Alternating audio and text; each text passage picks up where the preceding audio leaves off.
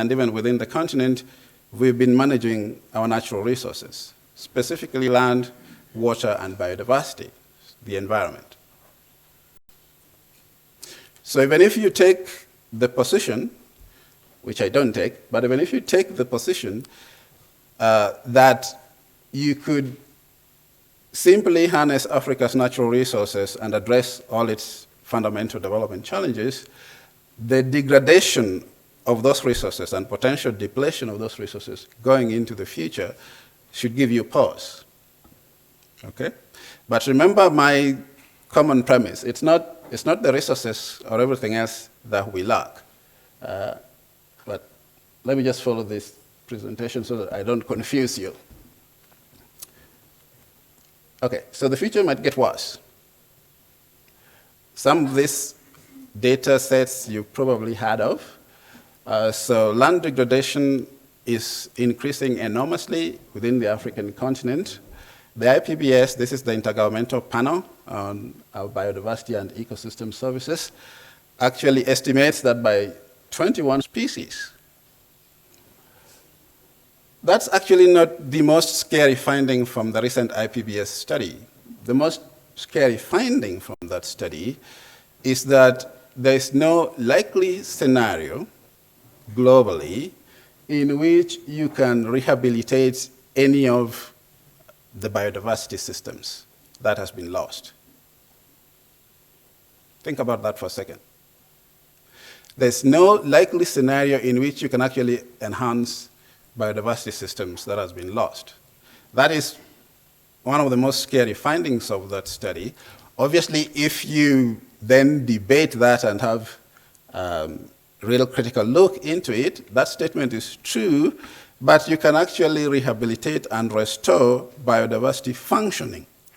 So you cannot enhance this, are either facing severe degradation, depletion, or disruption in the near future, in the near and long-term future. So degradation is this one. You can see depletion is loss of biodiversity and habitats, for example. And disruption can include things, for example, like asset stranding. So if climate change changes either the weather patterns such that lands that you were previously using to grow cash crops, staple crops, food crops, are no longer viable for that purpose, essentially you will be left with a piece of land that has no value. That's the risk of asset stranding. That's the risk of disruption. So all our resources broadly, whether it's land, whether it's water, whether it's biodiversity, between now and 2100, 2050, whatever number you want to put there, are facing severe risk of degradation, depletion, or disruption. And these are some of the drivers for that sort of the 3Ds. The degradation, the depletion, the disruption is happening as a result, obviously, of global climate change, biodiversity loss and degradation, rapid population growth, rapid urbanization, and poor policies and technologies. The sense of guilt, you can hear from my voice, comes up here. I think global climate change and biodiversity loss, you probably have very little to do with any of that. I'm not sure about the rest of these three.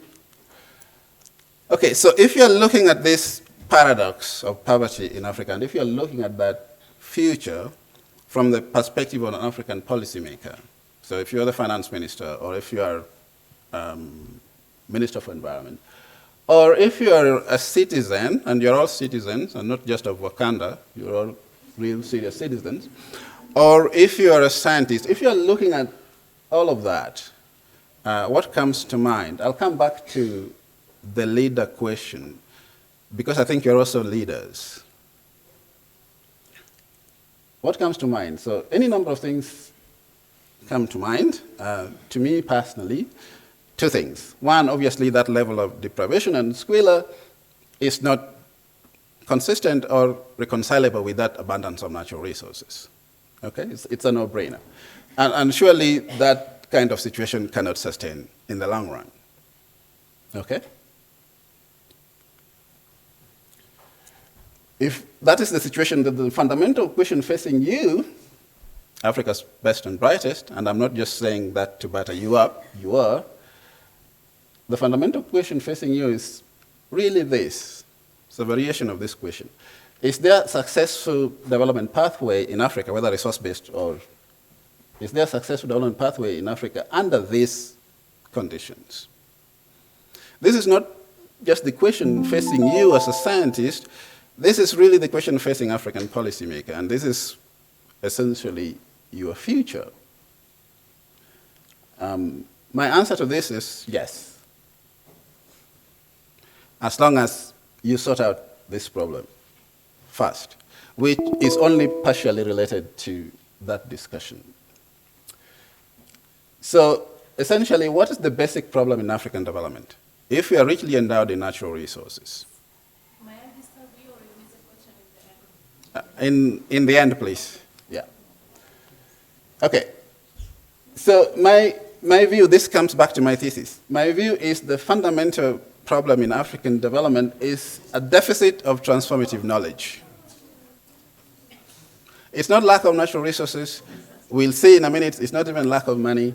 It's a deficit, yeah. This basically proves my point. I can see you've actually Googled this. So this was done in 2016.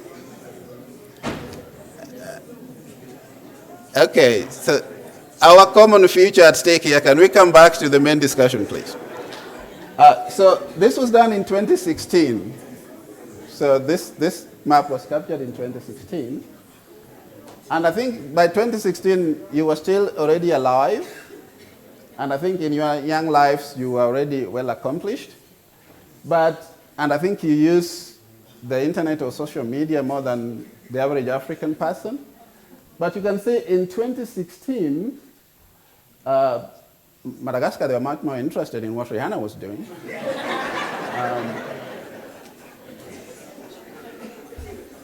It's really not funny. No, it's really not funny. So I Googled this map again just before I presented this. I Googled it just last week. And the basic essence of it didn't change. It was still basically global celebrities and maybe a few politicians. And the reason I did this just before I came here, I was trying to see if I could find at least an F fellow being Googled over here. Or I mean, there are Africans doing any number of really transformational stuff in the globe, a number of them in this room. People trying to find cure to all manner of diseases. People trying to actually provide water to people using resources that we have. People trying to provide electricity. There's so much innovation. I mean, there's M-Pesa. Not even M-Pesa was Googled here. And so this is just to sort of capture let's move on. The fundamental thesis I'm trying to suggest to you here, that of all the constraints to development in Africa, the most fundamental and the critical one is not lack of natural resources, not lack of money. It's lack of transformative knowledge. Okay? So this is not just sort of my view. In modern economic theory, there are various factors considered central to economic development. You can take different variations of this depending on what economic theory you subscribe to. But essentially, they consider, let's call them 4 factors. They're less than that. Capital, labor, productivity or technology, and technical knowledge. So if you take this as a simple model of economic development, my argument here is that Africa has all these 3 things: capital, labor, even technology. What it doesn't have is the most important one there. So it's not about money. We have money. Or if we don't have money, money is easy to access. So if you look at the global financial market now, I mean, over the last decade, interest rates have been below zero in any number of countries. So there's a reason nowadays you don't hear of your governments talking about the World Bank and the IMF. They don't care about those, or the African Development Bank that I work for. They don't care about those institutions because those institutions don't have money. There's a reason you are hearing about Eurobonds. They go to commercial markets and access the money that they need because the interest rates are very low. So it's not about lack of money. Money is there, and they can easily access it. So the African Development Bank that I work for, we provide about 8 to 9 billion grants to governments or loans every year, which you might think is a lot of money, but do you know how much money flows as remittances from the African diaspora in 1 year? Anybody? Anybody? It's in excess of $50 billion. So it dwarfs whatever money the bank provides to African countries. Do you know how much money African countries themselves generate annually through domestic resource mobilization? $500 billion, even before they ask anybody else for money. So capital is not really a major problem. If they don't have it, they can easily access it from development financial institutions like the World Bank, the African Development Bank, or the market. They just go and ask HSBC or whatever, Goldman Sachs, for the money because the rates are so low. So capital is not a problem. Skilled labor, that's where the productivity point I was making and you guys were doubtful. This is also easy to access globally and it's mobile. So if we wanted to hire the best engineer in, I don't know, in aeronautics, yeah, we have the money, we go hire the person from wherever. It's not a problem. Labor is increasingly mobile, although countries are trying to create barriers to that, but this is easy to access. It's mobile as well. What we have not been able to harness and what is the challenge is transformative knowledge. You can get the money, you can even get that engineer, but how you transform that and combine it with your resources to address Africa-specific development needs or challenges, because our development needs and challenges are very specific to us. We have 70% of the world's poor. The most people lack access to water, electricity. So those, and even our diseases, most of them are tropical. They are specific to us. So the knowledge you need to actually address those critical development challenges, this is where the gap is. This is what is difficult to access. So of all the critical factors necessary for Africa to develop, necessary for us to achieve the Africa we want, that Africa we want in the future, the critical one is transformative knowledge, the most critical one. And that's where the question of the future of the African scientist or the scientists we need comes in. Because, unfortunately, there's nothing we can do about this. We can't import these scientists. We have to generate them. And they have to generate this knowledge. And this is my central premise. It's not just my central premise, it's also a premise that even the bank I work for commits to. So one of the things the bank is trying to do is to transition itself into a knowledge bank. The bank realizes that it will play a role, and it has to play a role in mobilizing financial resources for the continent. But as I've just mentioned, that is really not the major constraints to this government. We could mobilize all the money in the world, and they don't need us now with the interest rates this low. They really can just go to commercial markets and get the money. What we lack is that knowledge of transforming all these factors into material products and services that address our fundamental challenges. The late Ali Masrui used to come from this country, had a way of expressing this. It's similar to that Google map I showed you before. So it's not just that we Google the wrong people, but basically our priorities have not been well set. It's easier and cheaper, by the way. I think beer is still cheaper than bottled water, including in this country. to find bottled beer, I'm nothing against alcohol, than water. Okay. So that's the future we face.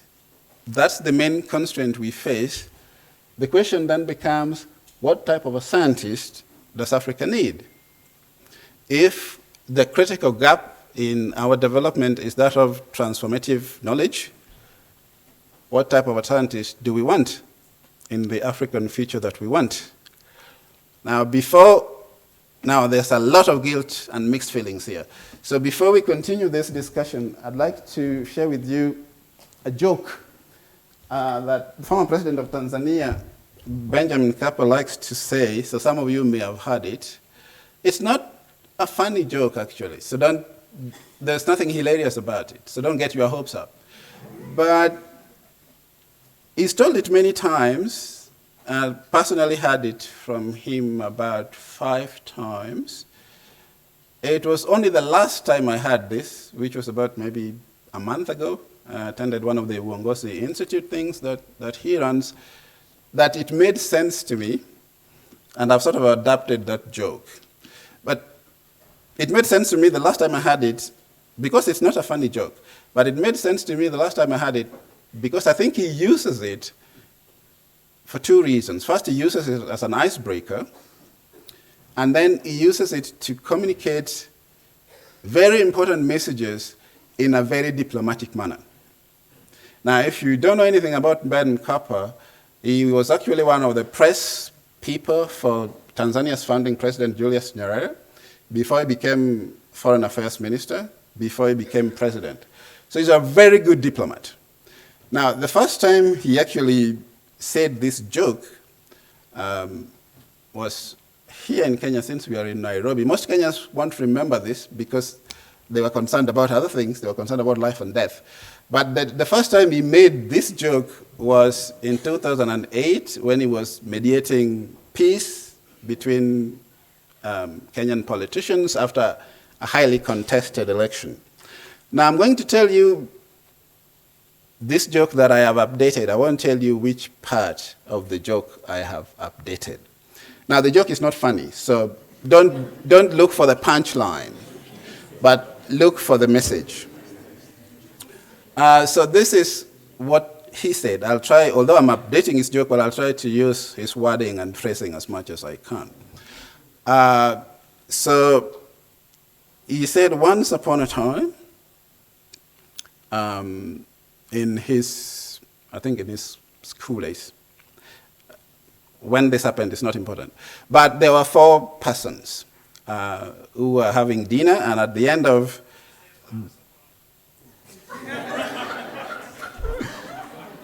I will sue you for that.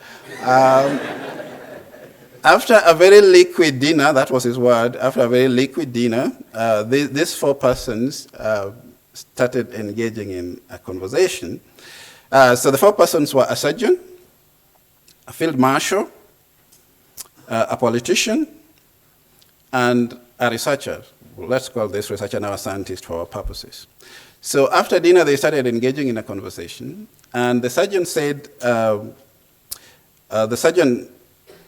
they started engaging in a heated conversation, and all the 4 of them were speaking, and they couldn't hear each other, and then the surgeon shouted and said, quiet.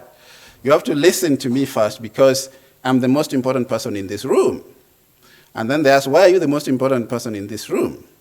Then the surgeon said, because in the Bible, in the beginning, God made man, and after that, he made a woman from the rib of a man. And only an excellent surgeon could do something like that.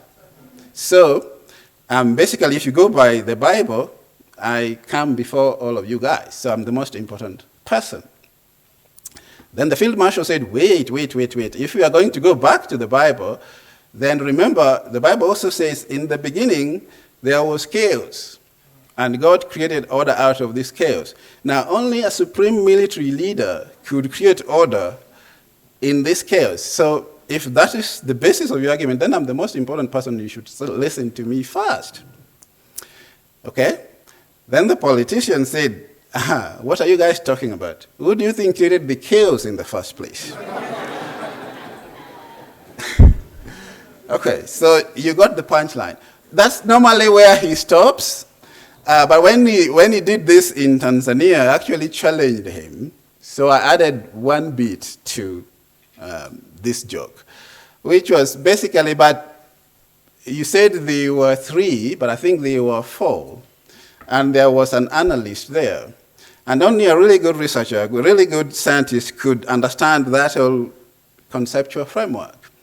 Anyhow, what you get from that joke, this is the leader bit there. What you get from that joke, what do you get from that joke? What do you get from that? Or you get nothing? You just, the politicians create chaos? Okay, so if the politicians create chaos, and generals claim to create order, and surgeons claim to create life, what do scientists do? Create knowledge? We need a very good joke about a scientist, but let me come back here. So, what type of a scientist does Africa need? My view here, and this is what I'm going to try to ask of you guys, is really an innovative thinker and an outperformer. And you might argue that's actually not a scientist, okay? Don't look at this one first. Just basically what we need from you, or the future African scientists, are purely innovators and outperformers.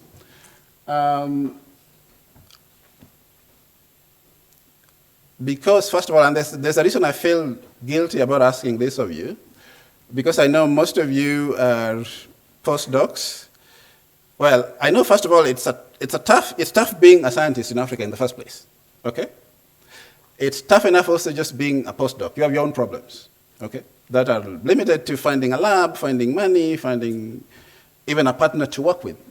And now we're asking you, because our challenge is lack of transformative ideas, okay?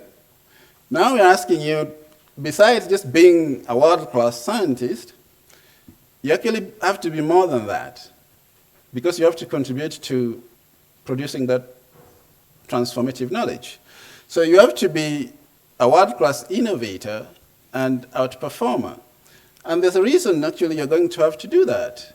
Because of all these conditions that we face in the continent, it's actually very difficult to survive as a scientist in the first place. For you to survive as a scientist, you must have additional skills that perhaps elsewhere you won't need. You must be enterprising and entrepreneur. So if nobody's going to provide you with a lab, you must find a way of getting a lab or partnering with other people to find the lab. So I'm talking about quality here in terms of the scientists we need. So when I say innovative and outperform, I'm not talking about quantity.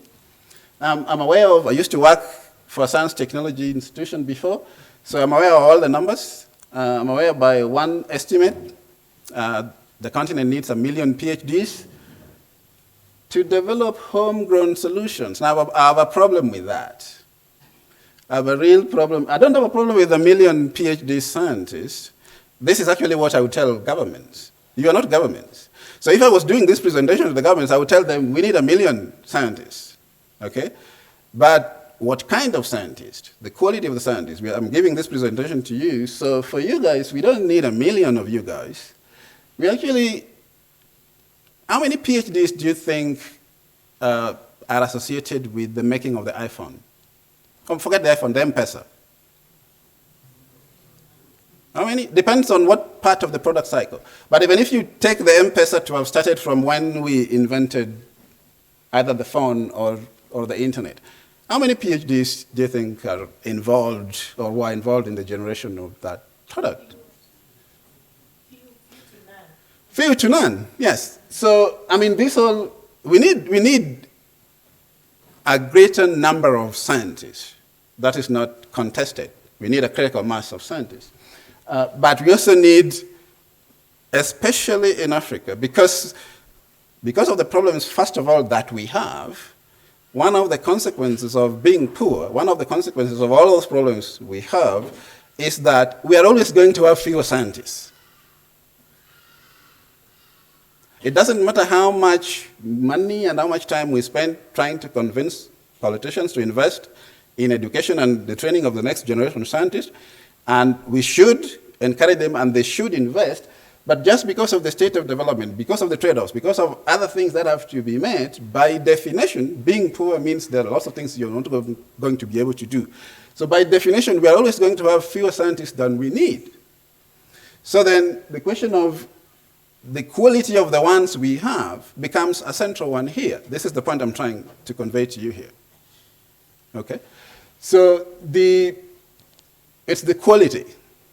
So I don't get to, for policy making and for budgeting and for having this discussion with policymakers, it's actually very important to have the right number, the critical mass, the ecosystem. But we are not going to wait until we have that critical mass, that ecosystem to develop. We actually have to find a way. This is where innovation comes in.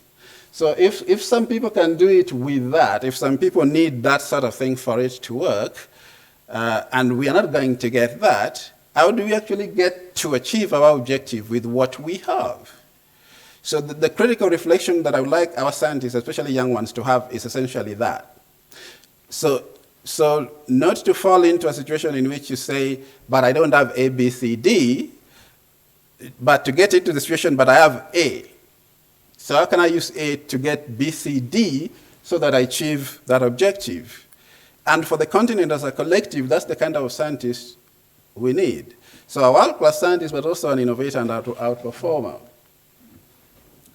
I'm not going to go back there only to get you back to the point I'm trying to make. So all those natural resources are important. All of that is important. But what we don't know how to do, why do we need your type of scientist? Why am I going on about this transformative knowledge? It's about what we don't know how to do. Even within your narrow field within science, even within this narrow field of the future of environment that I'm talking about. So we know actually how to provide water to everyone on the globe, or how to provide food to everyone. The science, the technology, the money is all there. The fact that some people don't have it in this continent is not a scientific or engineering problem. That's a political economy problem. Okay? So providing water, food to everybody on the planet, we know. There's nothing new there. There's nothing you're going to do scientifically that's new there. What we don't know how to do, essentially, that's where the future comes in, is how to provide all of those things to everyone on the planet at the same time within the context of a changing climate, biodiversity loss, or doing all of those things without harming the environment. Okay? The Nexus bit. I'm sort of trying to bring this to very practical terms, so in terms of that future scientist that I'm talking about. So you're an innovator and you're an outperformer. We are trying to harness your resources, your competence to address societal problems. Okay? We are very few of you, but you are all that we have. And we have fundamental development challenges, and we're going to try to make the most of the few of you to actually address those fundamental challenges. So what are the ways, at least when it comes to sustainability, sustainable development, what are the ways through which you could be helpful here in terms of perhaps your research agenda? So I'm speaking to my perspective. So I head the African Natural Resources Center. I told you every available resource from the ground and on top. How do I get my team, which is actually just 30 people within the bank, to address all of those challenges? There's no way that those 30 people, or if there were 300 or 3 million, could address those problems by themselves. They need to actually conduct collaborative research. That requires they develop the necessary partnerships with the people they need to do that. But they also actually need to work in this, address that problem in a different way, address it in a more holistic or systemic way, or systems approach way. So the problem is, as I said, we know how to provide water to everyone and food to everyone. But if we just focus on the water sector, or if we just focus on providing food to everyone, just focus on agriculture alone, we can easily do that just by intensification of agriculture, use of more inputs, for example. That has the potential to undermine land, okay? And if you undermine land, eventually that will put a threshold on what you can achieve with agriculture. So the best approach is not to focus on food alone, or agriculture alone, but to look at food and water, for example, that nexus. So that when you are focusing on agriculture, you are trying to achieve agricultural productivity without harming any other ecosystem. Because if you harm any other ecosystem on which agriculture depends, actually your agricultural productivity will not be sustainable in the long term. Okay? Hence, the land, water, food, or whatever you want nexus. Okay? It's also more efficient. But also, it's the thing we don't know how to do. How do we actually provide these things to everybody without harming our ecosystem? So it requires us to think about our research proposals differently. And of course, we are not trained like that. We are either trained as water experts, whatever part of that is, so water engineer, whatever part that is, or as any of this. So we then need an approach that allows us to work in partnerships, in interdisciplinary ways, and because we are trying to solve a societal challenge here with the policymakers or people who are likely to benefit from that. So co-production of knowledge. You've had all of these terms, so they're not new. The problem is it's very easy to set up this requirement.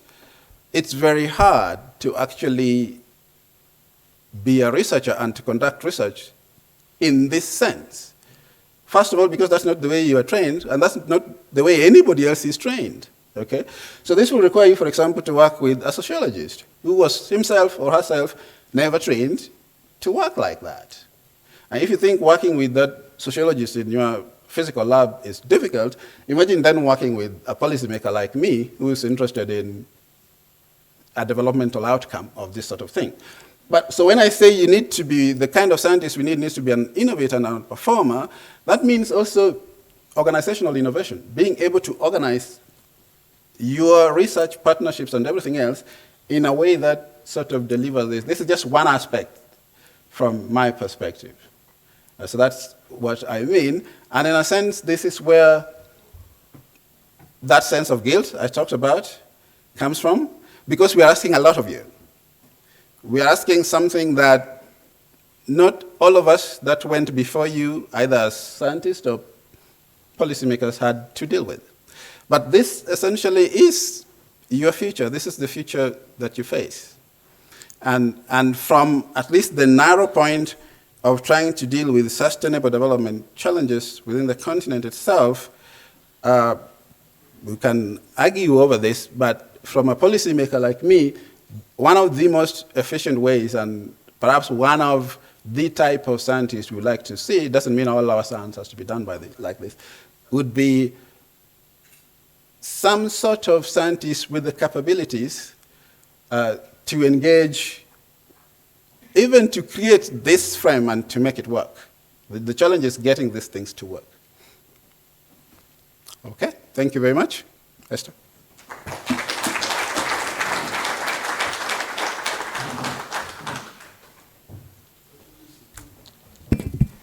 Thank you very much, Cosmos. I think you touched on a lot of interesting topics that we've also been broaching.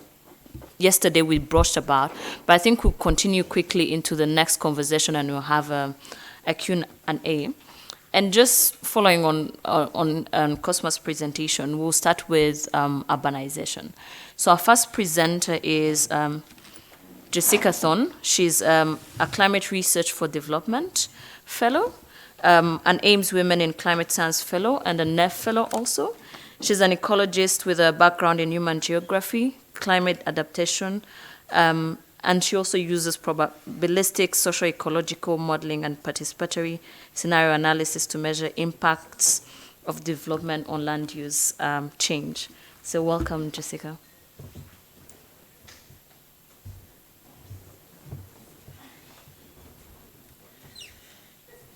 Good morning, everybody. It's quite a hard act to follow, and thank you for your very insightful comments, Cosmos. It's really a pleasure to see that leadership at the African Development Bank. So my name is Dr. Jessica Thorne. I'm affiliated to the African Climate and Development Initiative at the University of Cape Town. And Esther introduced my fellowships. So the work I'm going to be presenting today is the work I'm doing for the Climate Research for Development Fellowship.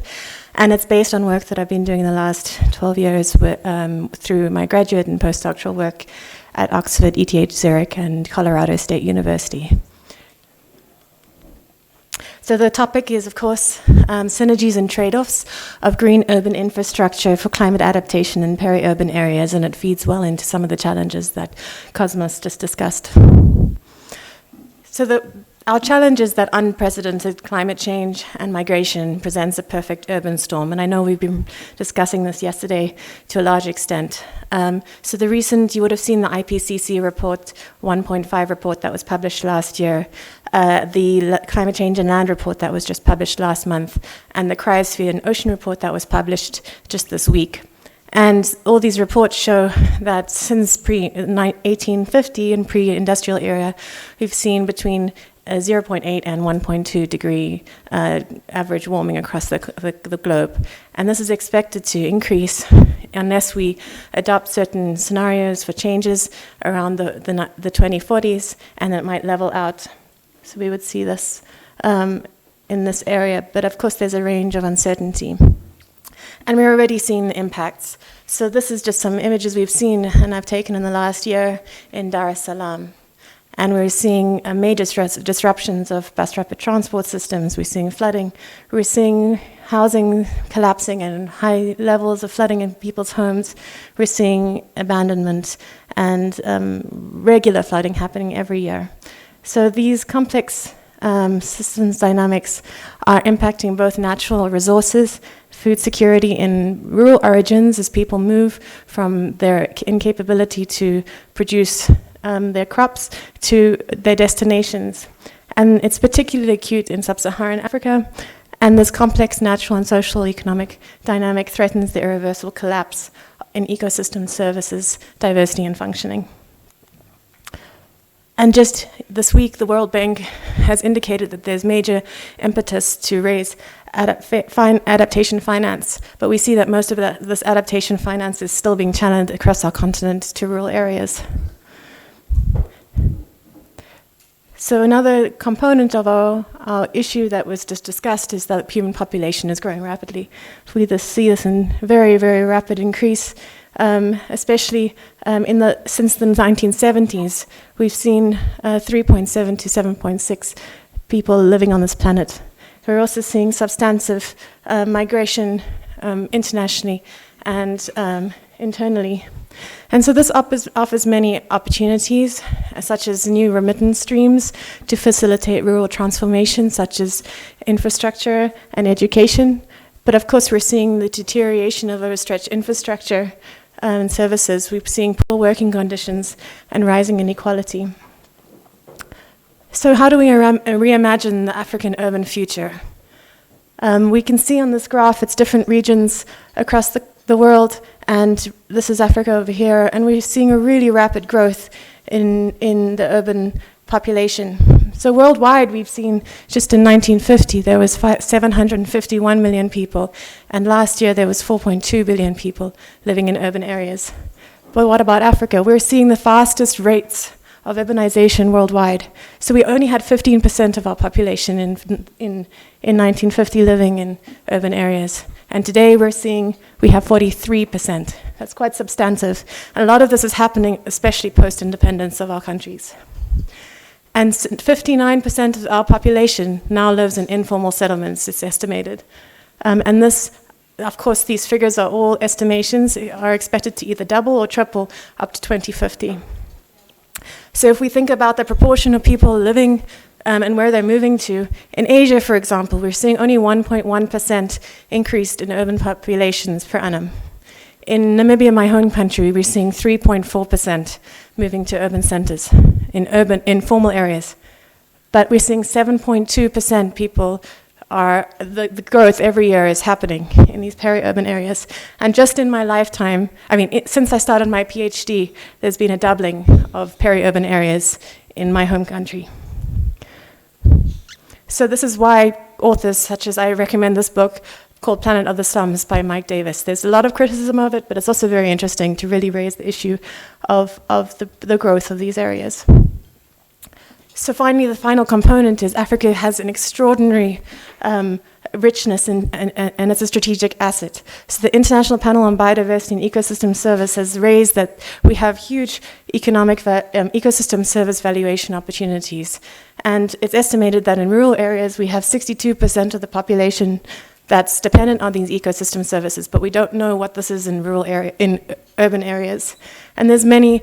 But nevertheless, we only have 14% of our continent is covered in protection. So how do we deal with conservation beyond these protected areas in light of the rapid decline of species across the continent in the 5 major taxonomic growths and the huge extinction rates that we've seen in the last 500 years? We don't have the information about this. If you look at the major regions across the continent and the ecosystem service valuations that have been done, we only have 337 studies that have been done. And most of this is in East Africa and Southern Africa. And if we compare this to other systematic reviews that I've been involved in the last few years, we see the same. The gray indicates huge deficits in knowledge on ecosystem services and agricultural landscapes, and the relationship between social equity and conservation outcomes. We don't have the data. So green urban infrastructure is a potential silver bullet. So this is an animation that was given to me by a municipal officer in Dar es Salaam, and you'll recognize the Msimbazi River Valley. And the idea is that well-functioning ecosystem services provide a range of ecosystems provide a range of services that can buffer against risks. So under different flood regimes, we can use the landscape for different purposes, such as recreation and urban agriculture. But we know this story is not true. This is the reality. This is the Msimbazi River Valley. And we're seeing solid waste management issues. We're seeing open defecation. We're seeing landslides. We're seeing flash floods. And just on Monday, for example, this news report was released in Namibia, where we're seeing an epidemic outbreak of hepatitis E. And this is similar in many cases across the continent. So my work aims to combine multi-scalar institutional analysis, empirical data collection, and participatory scenario planning to determine the synergies and trade-offs of green urban infrastructure in these peri-urban areas. And we're using a transdisciplinary approach. We're working in Namibia, which is an inland drought-prone area, and Windhoek and Dar es Salaam in Tanzania, which is 10 times the size and a coastal zone. So it represents broader regional coverage and range of population sizes, and it offers strong local partnerships where we have data deficiency. So I won't go into all the issues that we're looking at, but I'll just touch on 4 questions and I'll focus on some results. So we're trying to assess the impacts of water-related green urban infrastructure on ecosystem service supply and well-being. So we have been running a survey looking at different issues of the benefits and conflicts and trade-offs. We're also trying to understand the impacts of seasonal variability on water access supply, both in rural and peri-urban areas, and how that affects this growth, and what are the autonomous adaptation pathways in response. We've been running a survey in the last few months, and this is an example of, we've reached about 800 households. We've been doing key informant interviews and 4 weeks of field data, looking at different scales of influence and sector types. And we based on a study that we just published in April this year, looking at ecosystem-based risk reduction in mountain systems. We're trying to look at the institutional, cultural, regulatory, behavioral barriers to this implement, why these solutions are not being mainstreamed.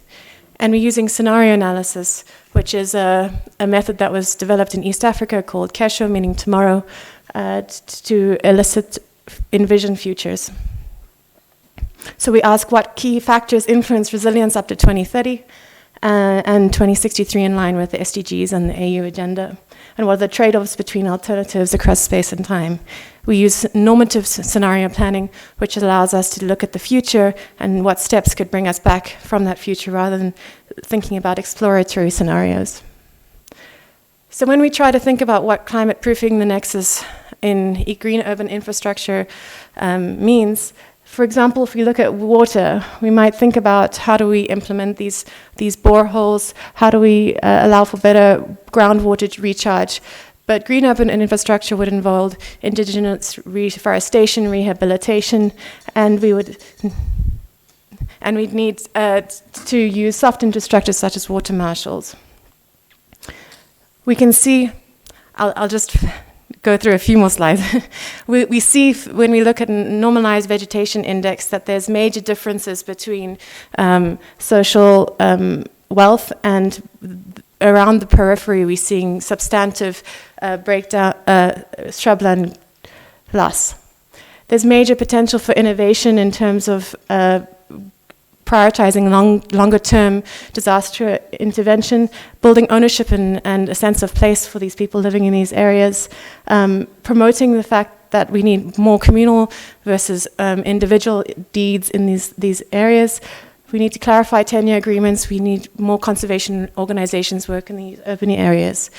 We need to support in-situ upgrading, including climate proofing in these processes. We need better zoning. We need to really upscale strategic environmental impact assessments.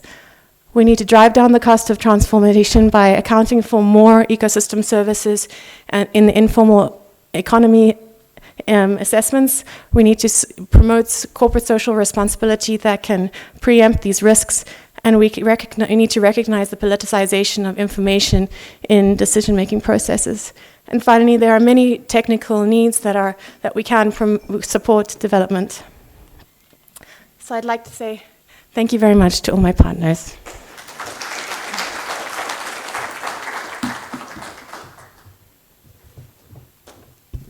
Thank you, Jessica. So if you had the bell, it's real. We have to keep time. So to our next presenter, Olwase Shorinola, who is a FLAIR Research Fellow. He's working on improving the wheat grown in East Africa for better yield, resistance to diseases, and improved nutrition content. So you're welcome. Thank you.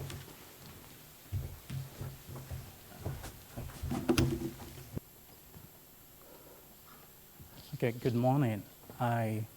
So I'd like to start my talk by telling you a story about a very lovely lady I recently met. And don't worry, it's not a romantic love story.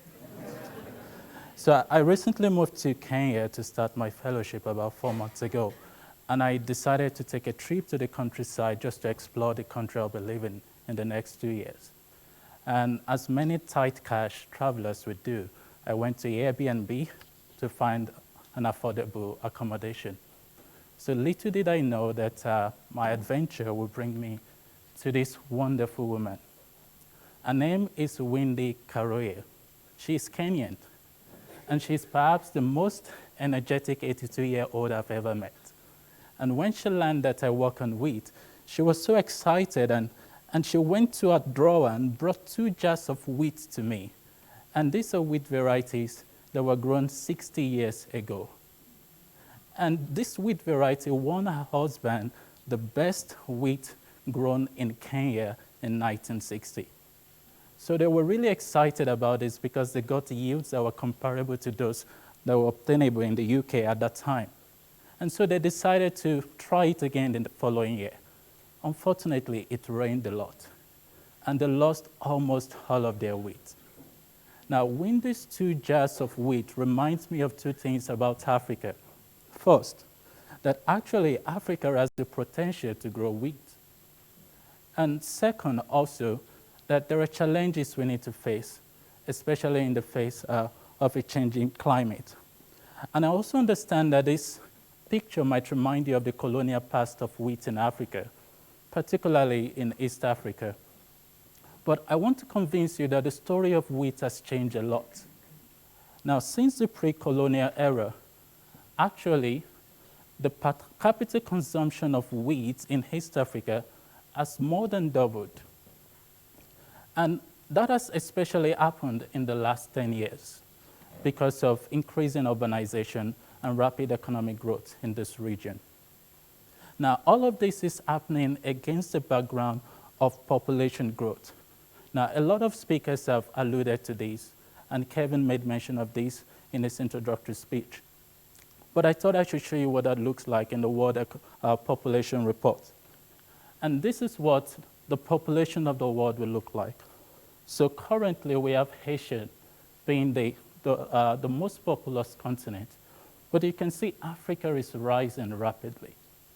So in the next 4 decades, actually, 1 in every 4 person on the continent will be living in Africa. And so it begs the question, Africans are eating more wheat, and we're going to have more Africans in the future. So are we actually doing enough, or does Africa have the genetic potential to feed its people? And this is what I hope to present to you in the next 2 slides. I want to show to you that we can harness the natural genetic variation that we have in Africa to actually develop crops that are climate resilient. And I'm hoping that I can do that with just one particular story, and that will still be the story of Windy. So the problem that Windy experienced a long time ago is a problem called pre-harvest sprouting. And that is the tendency of wheat plants to start germinating even before they are harvested. And it happens when it rains a lot. And this also happens even now in Africa, in Kenya and in Ethiopia. Now, but the good news is that there is natural genetic variation for resistance to pre-harvest sprouting.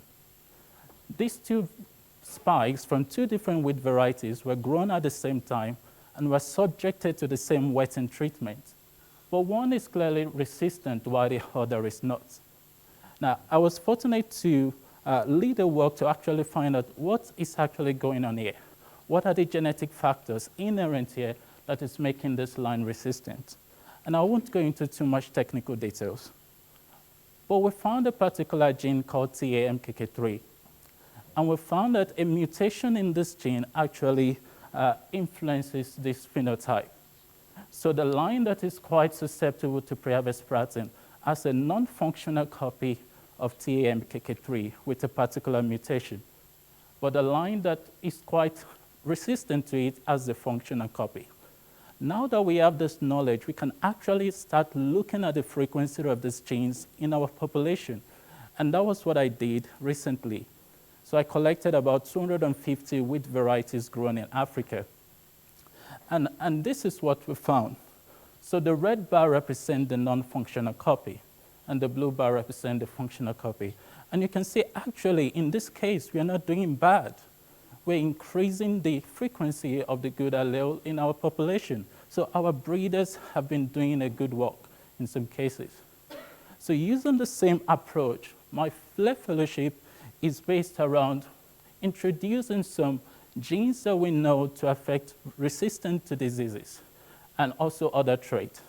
And one of those diseases is a disease called wheat rust. Now, in practical terms, this could be considered as the Ebola of wheat because it's quite devastating. And actually, East Africa, particularly Kenya and Ethiopia, are known as a global hotspot for wheat rust.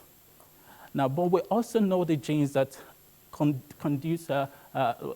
give resistance to this disease. And unfortunately, in this particular case, we don't have the good version of these genes. Almost all the wheat grown in East Africa lack the good version of this gene. And that is what I hope to do in my study. I hope to introduce 5 genes for disease resistance, grain quality and yield, and test them in 2 locations in Kenya and Ethiopia, and also look for new genes that could be useful for us in the future. Now, just to round up, what I'm trying to say to you is that African population is increasing, and actually we're eating more wheat. And also we need to increase food production under a changing climate, but we have the natural genetic resources. And what I'm hoping is that we can harness these genetic resources to actually develop better crops. But actually, the real moral of my story is that when next you go to an Airbnb accommodation, maybe you should pay a little bit more attention to your host and find out actually what they do. And lastly, I would like to acknowledge these people. I'm really glad to actually work with people that are working in the National Agricultural Research Stations. These are the people that are doing the work. These are the people that have the mandate from their government to do the work, but sometimes they are not well equipped. And the partnership I'm forming with them, along with UK scientists, is enabling me to do some of the work I'm doing. And thanks to the Royal Society and the African Academy of Science and BBSRC. Thank you very much.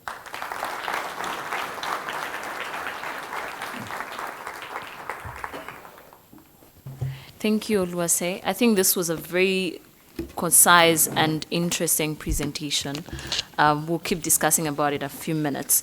So for this morning's last presentation, we have Stella Kabiri Mario.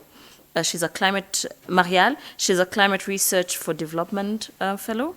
She's also a senior research officer and program leader for technology promotion and outreach at Mukono Zonal Agricultural Research and Development Institute in Uganda.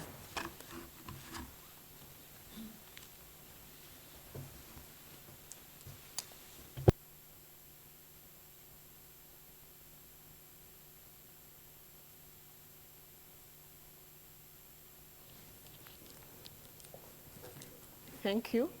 Ladies and gentlemen, I welcome you to my presentation, Emissions Saving Through the Production of Low-Cost Fertilizers Using Air as a Raw Material. I am appreciative to be in this meeting because I am looking for a group of scientists among you who can join me in this research. So pay attention to my presentation and see where you can fit in.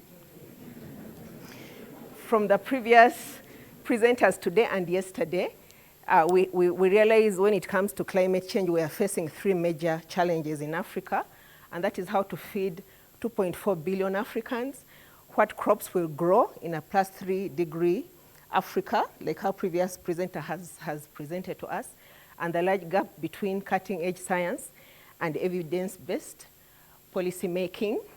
We have seen a lot of population maps in this meeting, but I'm going to show you the major culprits.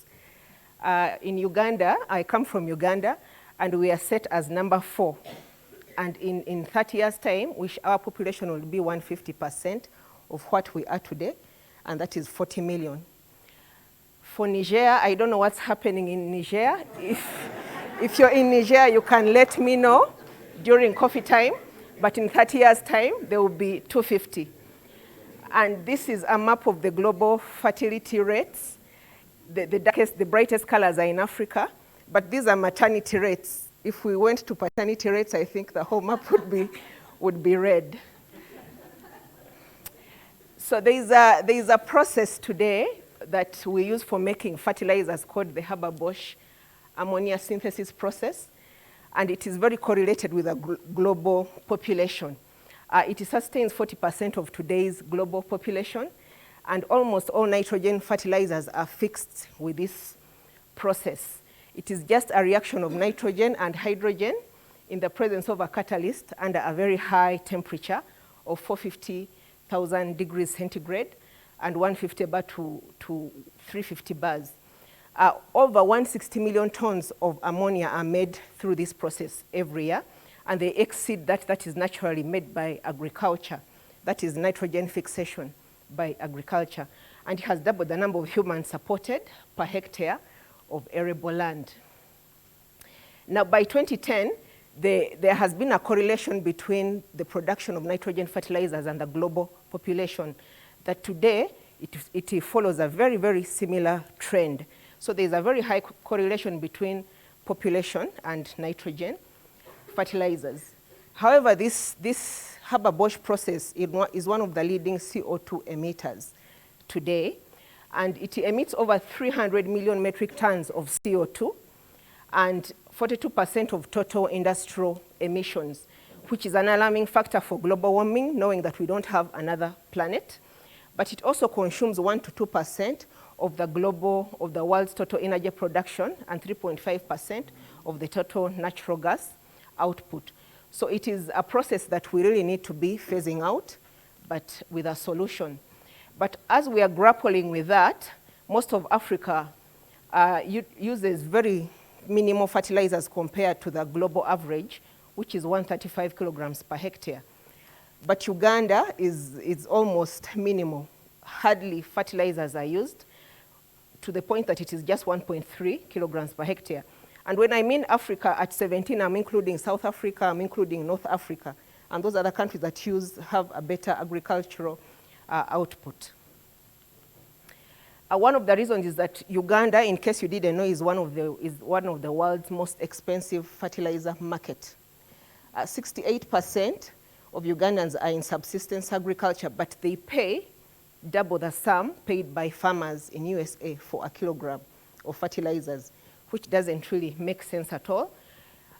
Because we are landlocked, which used to be a bad thing, but today we hear being landlocked is good because you can sell your food to your neighbors. But there is also no domestic production for fertilizer compounds and blends.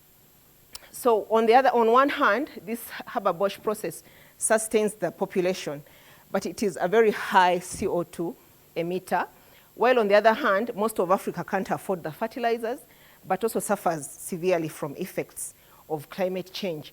But today there are new opportunities of innovative process designs that can be made for us to make cheaper fertilizers for the continent, and application of a modern plasma technology for nitrogen fixation is one of the first way out we can show out of this Haber-Bosch process using green chemistry technologies. Plasma-assisted nitrogen fixation, first of all, is a zero carbon technology, and we simply use renewable energy because it is a very low energy consuming process. We pass air into a plasma reactor and we get the nitrogen fertilizers.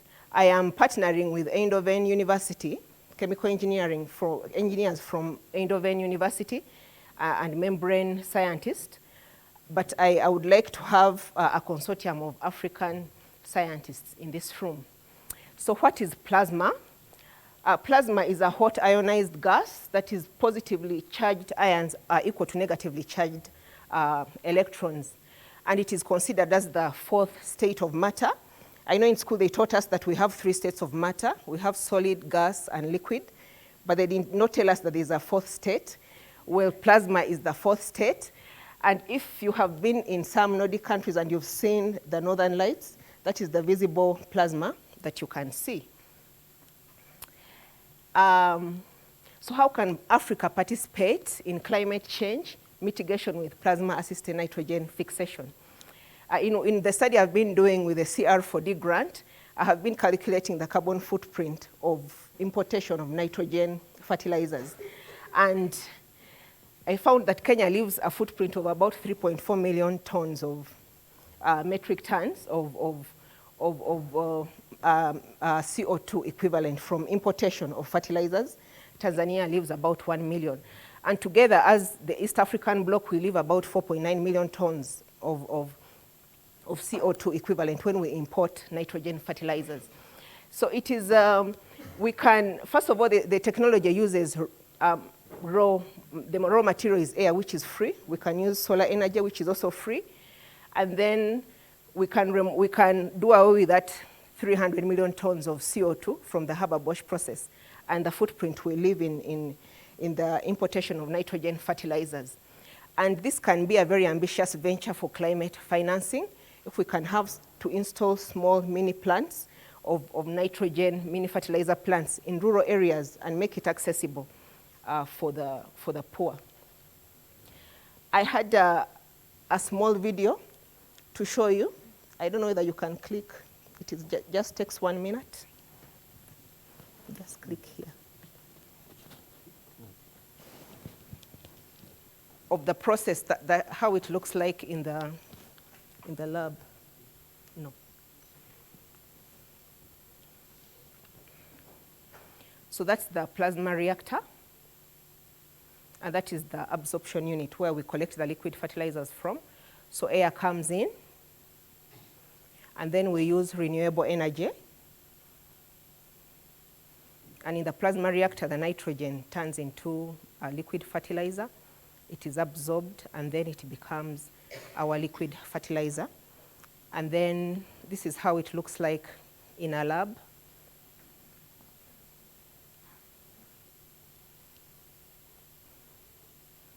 That little flickering flame you see, that's the plasma reactor.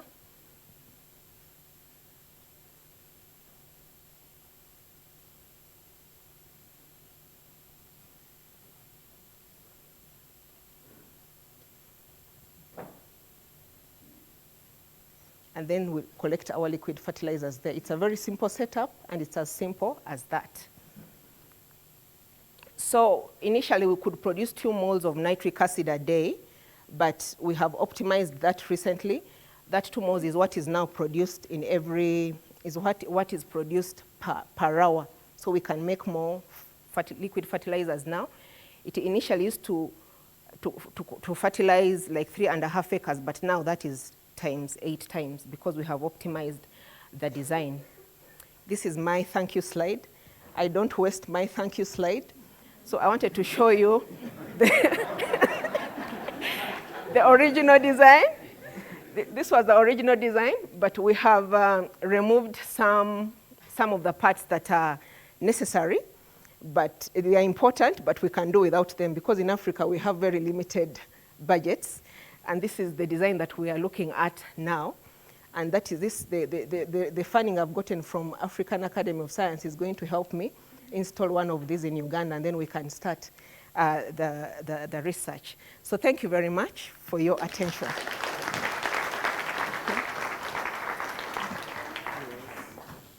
Thank you very much, Stella. Never waste a slide. So we're going to go quickly for about 15 minutes into questions. So our presenters are I hope you're seated near a microphone. Please be brief in your question, right? So I'll start with Samir.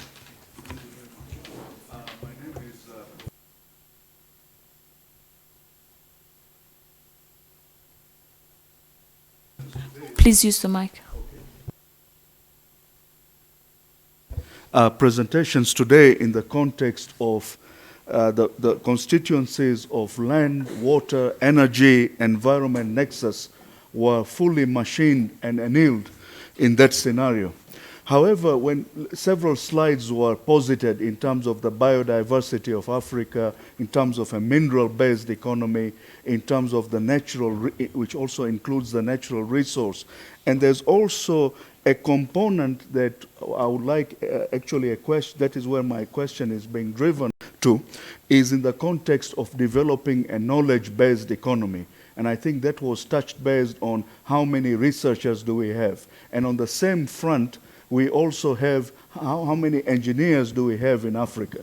So I think as of 2010, we had about, in Africa, 1 in 4,000 is an engineer, while in Japan, 1 in 50 is an engineer. How can we develop programs to emphasize quality as opposed to quantity would be a very good step forward. And also, in the context of how we go about doing things in terms of biodiversity and all the other things, what is the pragmatic approach to solving these problems in terms of not only touching on the mineral, the knowledge-based economy, and also the renewable energy resources that we have. We lack, for instance, lots of talks were there, but we lack also resource assessments, like a wind map for Africa. Today, an investor comes in, where should I plant wind farms? So, of course, if you go to South Africa, they have done a great job for solar resource assessment. They have solar resource maps for both, for both solar photovoltaic and also concentrating solar power. So those are and the last thing I would like to say, which is the first presenter who was planning to sue me for running him on my phone, and he gave an excellent, he said, what do we see our future scientists, and what is the difference between a scientist and an engineer? And I think I'll try to take a crack at it through what Can Albert we first Einstein answer your said. question? Can he answer your question, and then we'll come it as Just quickly, as the last? quickly. A scientist discovers what already is, and an engineer creates what has never been. And that's what it is. I think that is a point of contention, but I'll let Cosmas answer your question very briefly. Fair enough. And it's important that because it answers what he asked for. I'm sorry, I'm going to disappoint you, Shamir. I have no answers to my questions. I only have questions, but I think you raised very good questions, especially with respect to biodiversity. And I think there's quite a whole range of assessments that we still need to do for particular systems, particular localities.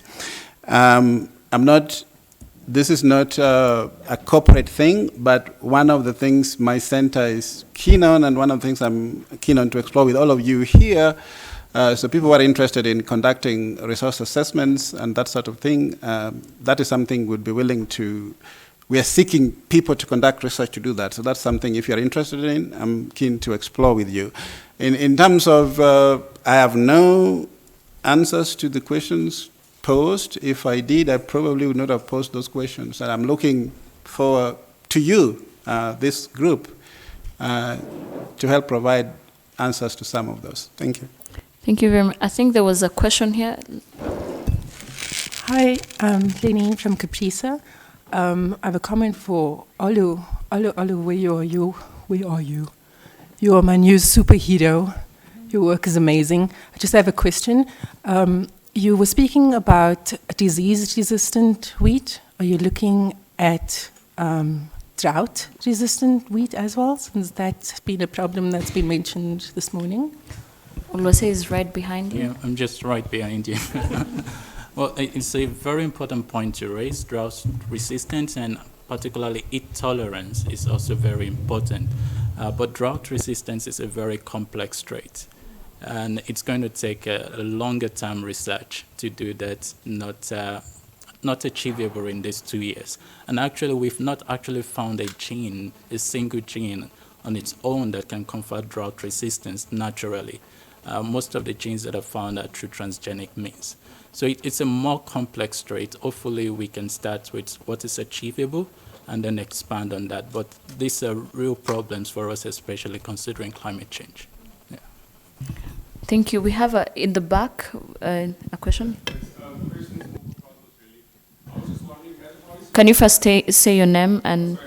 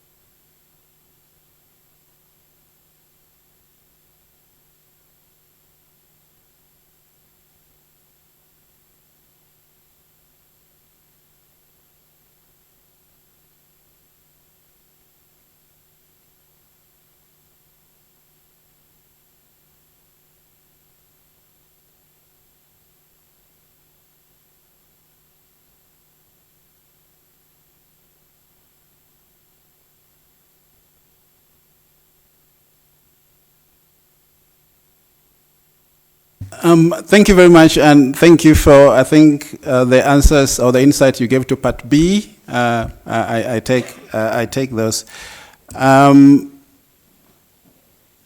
Your first question is actually very difficult because I cannot claim to speak for any policymaker. I can speak to what the bank does, and then I can speak to my role previously, where I was actually dealing with the training of scientists in general, trying to promote that. I don't want anybody here to get the impression that I'm in any way, shape, or form suggesting that we don't need scientists or that we don't need many of them, because that's not what I'm suggesting at all. That's contrary to everything I've been doing in my entire life, is trying to get more scientists trained. The bank itself actually prioritizes science, technology, and innovation, and there's a lot of grant mechanisms and loans for countries to not just train scientists, but also develop the necessary infrastructure to allow those scientists to perform effectively. I guess this discussion can go on forever. My general view is we don't have enough scientists in terms of the people we actually need relative to our development challenges. We just don't have enough of them. So we need to get not just the scientists, but also not just the infrastructure, but also the ecosystem. So everything that is needed to make that happen.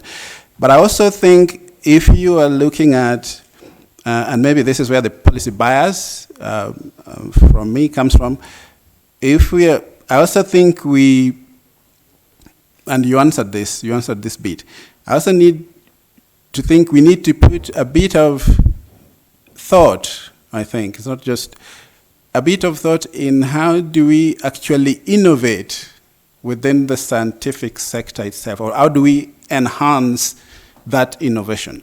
The thing I'm sort of trying to, at least the thing I've been thinking about myself, and I don't have answers to this, is how do we make the most of what we already have to address some of the problems that we have?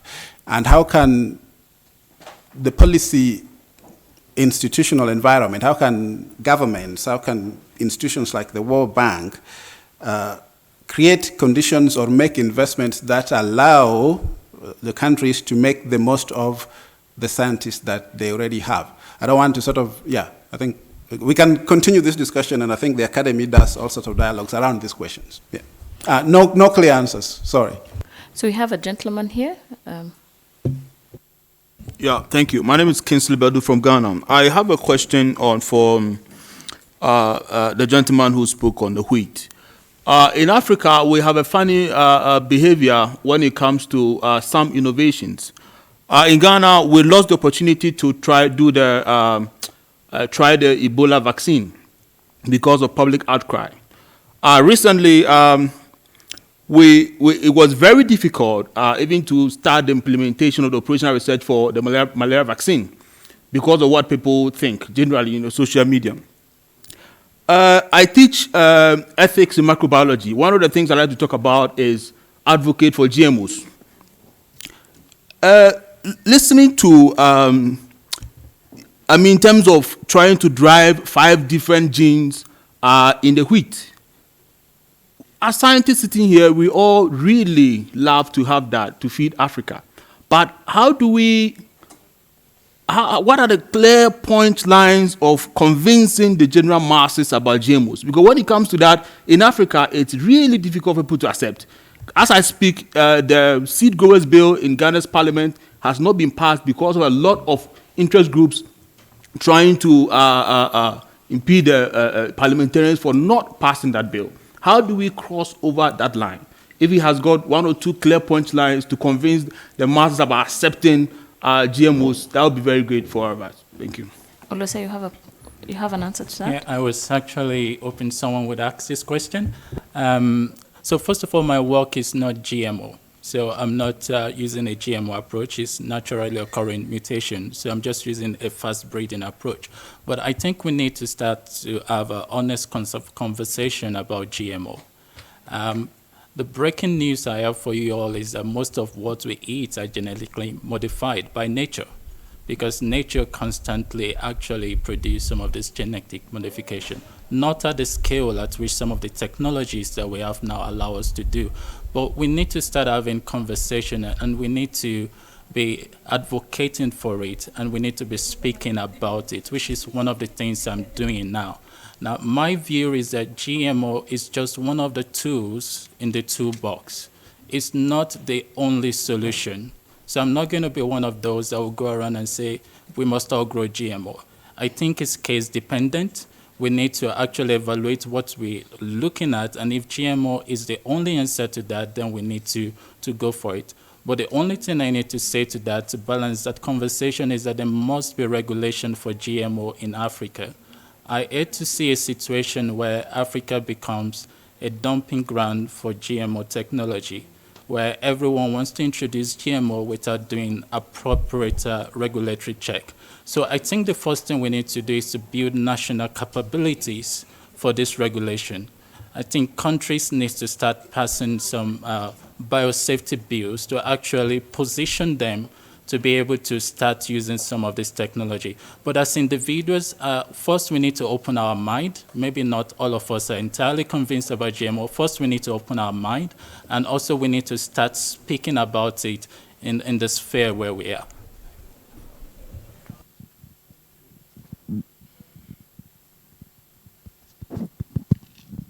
Yeah, thank you very much. My question is directed to Cosmos.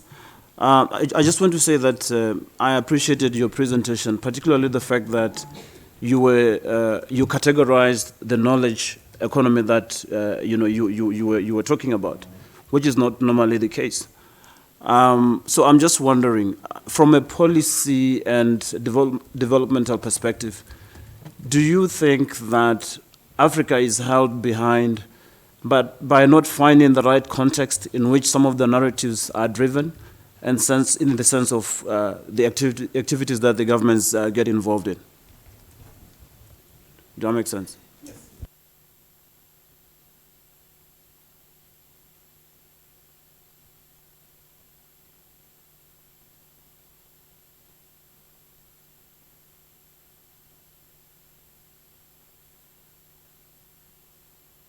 There's a question up there, and there's a...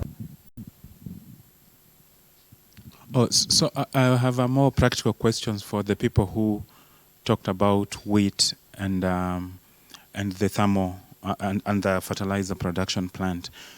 And I'm fascinated by things like that because they have closer, quicker application. And what I want to ask is that in your view, when you get these ideas and you work through them, where do you think you need most help in figuring out whether they can actually become real ideas that can go to the market? On my way, on my flight coming, I shared a seat with an expert in solar energy here in Kenya for many years, and he was telling me how solar energy is expensive because no one is subsidizing it, while the government subsidizes all the other on-grid sources of energy. And he was saying how, because, and so when you say solar energy is free, it's not free, the battery cost of powering it is actually expensive. And so I'm just trying to figure out where do you think you really need help, for those of you who think you have things that could go into the market in 5 and 10 years if they look like they have traction and they may produce what you want. Where do you think you need most help? And when you develop these ideas and put them down and go to the extent of getting funding for the plants, what kind of thinking do you go through in terms of trying to figure out whether this is actually an idea that could go forward based on all other factors that would have an impact on those ideas? Thank you. Thank you very much. Is it a quick question? Very, very quick. Okay. There's a microphone behind you.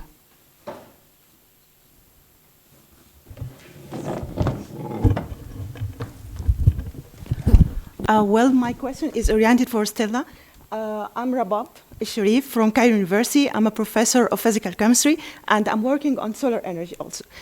So I'm asking you, Stella, did you use solar energy concentrator or just photovoltaic cells? Because it differs dramatically in the cost. And in both cases, I'm working to reduce the cost of solar energy by using a modified silicon wafer. I will give a talk in the research spot about that. So it will be my great pleasure to connect with you and give you my research results. And thank you. Thank you, Rabab. So in the interest of time, these are the last questions. I think we're going to continue interacting with our presenters. So I'd like to ask Cosmos to answer Nelson in a few minutes, and then Stella and Oluwase will take 1 minute to answer the other two questions. Thank you very much, Nelson. I'm generally reluctant. I've been reluctant all morning, and I'm generally reluctant to, in a way, to talk about what other people should do or what they're not doing. But let me maybe give you an insight, because I think it's easier to blame governments because they don't make it hard to blame them. But if you take away the incompetency or all the ill motives, there are certain, sometimes there are real complex challenges to why they don't do things that would be productive. And that's sort of what I'm interested in, because that would be the real challenge. So just to sort of give you an insight into this, and so the bank that I work for is actually spending, under our current strategy, most of its money into what we are calling the high five. So lighting up Africa, feeding Africa. So food, energy, water, all right? That means most of the loans that we are giving to countries and grants are going into those sectors. But even for us as a bank, the loans are given from a sectorial perspective because the countries ask. So the water ministry in Kenya, for example, would channel its requests to the finance ministry. So they think in the silos, and there's nothing necessarily wrong with that. But if you are sort of trying to create efficiencies because you have limited resources, you might think it might make sense on the surface to try to adopt a Nexus approach. But if that is not developed at a macro policy level, it becomes very difficult because even you researchers, if you work in this Nexus sense, but at a micro isolated event, the impact of your work is likely to be diminished or constrained. So part of the reason I'm actually reluctant to apportion blame in this instance is because I think even ourselves, myself is partly responsible for this. We haven't figured out exactly how do you develop the financing instruments, because these are actually the incentive mechanisms you use to create what you need.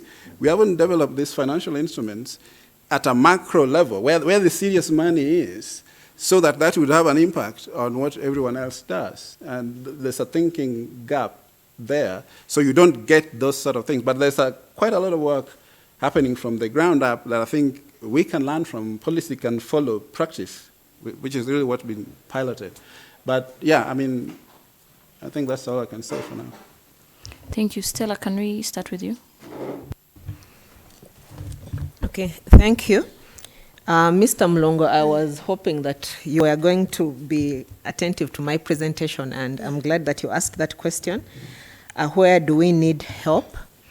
I need help at every stage of it, really, because I envision having these small mini fertilizer plants in very rural areas.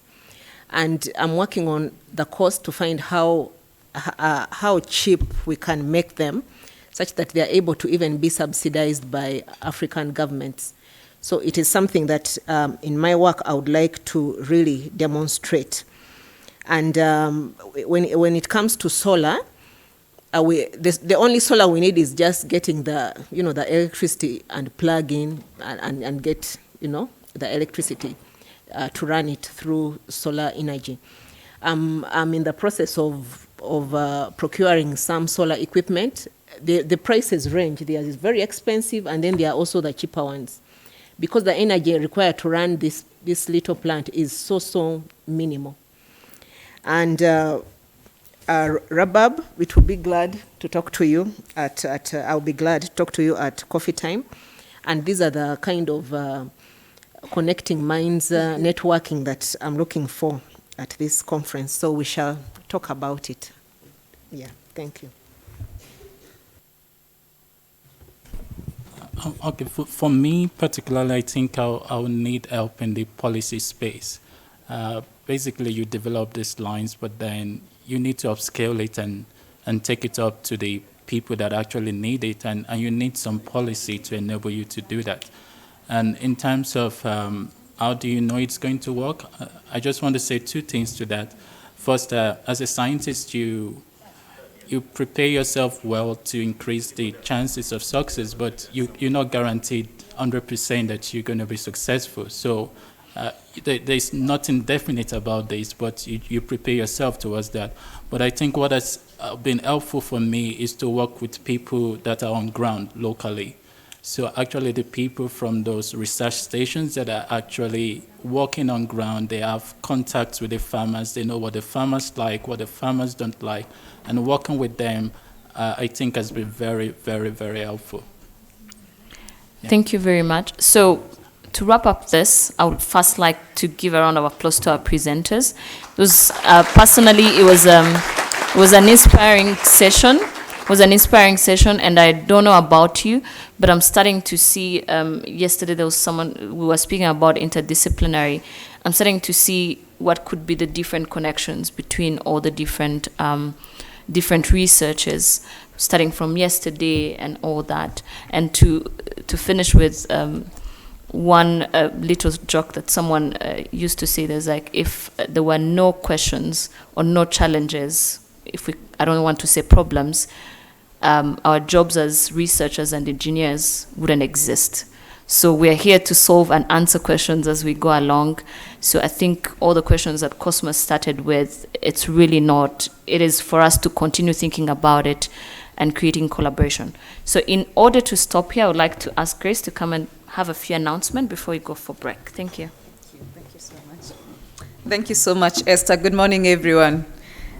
So for those of you who came when the session had started, I am the one to blame. I requested that we start 30 minutes earlier today because the room was full and we would have more time, and that session has really taken long. However, for the rest of the sessions, we will keep to the time that is allocated on the program. We are trying to create time for our keynote speaker who never made it to yesterday's morning. So she is here, she's going to speak later on in the afternoon. So you're only going to have 15 minutes for coffee break, the two stations to either side of the conference room. By 10:30, we shall make use of our real bell, and I'll ask the facilitators for the parallel sessions to make sure they start on time. You have 1 hour for the parallel sessions. They run the same way as we ran them yesterday.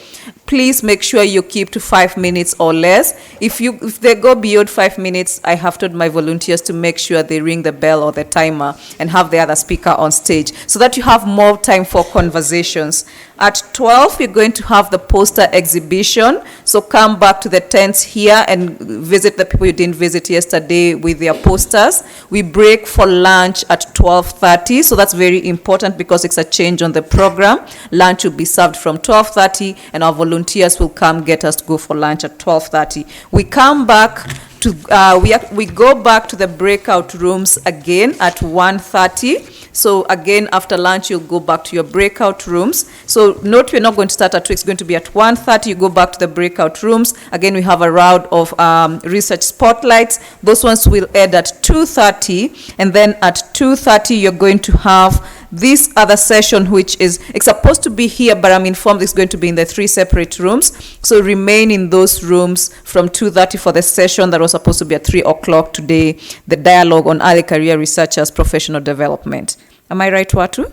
Yes. So those the afternoon sessions, the 2 of them will take place in the breakout rooms.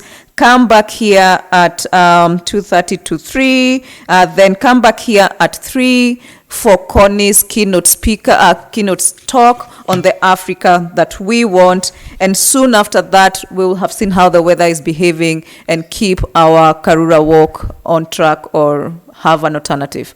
I can see what wants to say something. 40 minutes, not 30 minutes. About that, yeah. Thanks. And for those sitting at the back, feel free to occupy the balconies when you come back, as there's more space on the either side. You can use the stairs outside there.